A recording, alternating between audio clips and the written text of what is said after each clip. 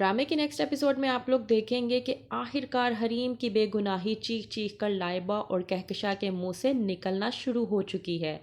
आ चुके हैं वो लोग अपनी पहली भाभी हमना के घर पर और उसकी माँ दे रही है पूरी तरह से कहकशा और लाइबा को तंजो ताना। आकर बैठते हैं डाइनिंग टेबल पर खाना खाने के लिए। वहीं पर हमना की माँ कहती है कि आप लोगों का सब कुछ चला गया, दौलत चली गई, जायदाद चली गई, शोहर है जो जेल में है, बेटा तुम्हारा जेल में है, बड़ी बहू और बेटा छोड़ कर चले गए, लेकिन तुम लोगों की क्लास है कि जाने का नाम ही नहीं ले रही। खर्चे तक के पैसे नहीं है तुम लोगों के पास, लेकिन तुम लोगों का रवैया और तुम लोगों की क्लास अब भी वही है।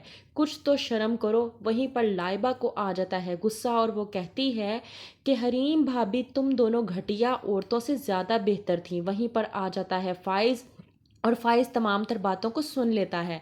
वहीं पर कहकशा फ़ाइज़ को कहती है कि अब हम मज़ीद इस घर में नहीं रह पाएंगे, क्योंकि इस घर में एक लम्हा सदियों के बराबर हो चुका है।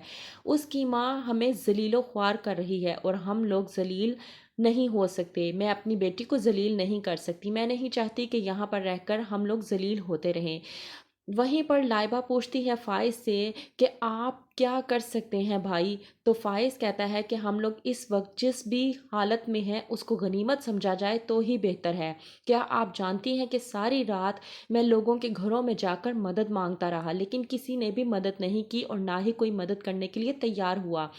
लोगों ने अपनी आंखें तक माथे पर रख ली हैं। वहीं पर लाइबा शॉक्ड हो जाती है और पूछती है कि फ़ाइज़ भाई आपके पास ज़मानत के पैसे फिर कहाँ से आए। तो फ़ाइज़ कहता है कि मुझे ज़मानत के पैसे रूफ़ी ने दिए। तो कहकशा परेशान हो जाती है कि आखिरकार उन लोगों के साथ हमने इतना बुरा किया, उसके बावजूद उन लोगों ने ज़मानत के पैसे दिए फ़ाइज़ को। फ़ाइज़ कहता है कि हमारे घर की कल नीलामी होने वाली है। तो कहकशा हो जाती है परेशान कि अगर नीलामी हो गई तो सब कुछ हाथ से चला जाएगा।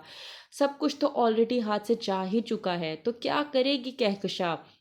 क्या बता देगी फ़ाइज़ को कि हरीम के साथ जो कुछ भी किया गया वो सब कुछ एक प्लानिंग, एक साजिश के तहत किया गया था। हरीम पूरी तरह से बेगुनाह है, उसने ऐसा कुछ भी नहीं किया। और क्या फ़ाइज़ को वो उसके बच्चे के बारे में भी बता देगी। क्या होगा आगे देखने के लिए देखते रहिए खुमार।